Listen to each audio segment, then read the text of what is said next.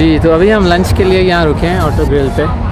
ये basically Italy में है एक जगह पर। यहाँ से ऑस्ट्रियन बॉर्डर जो है वो तकरीबन 70 से 80 किलोमीटर पे है। विला का सिटी होगा जो फर्स्ट जिसको हम ऑस्ट्रिया में एंटर करेंगे वहाँ से।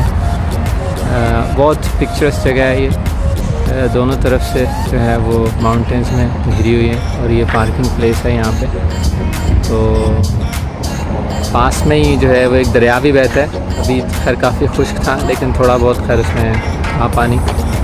तो मैंने कुछ वीडियो भी बनाई है ड्रोन की उससे।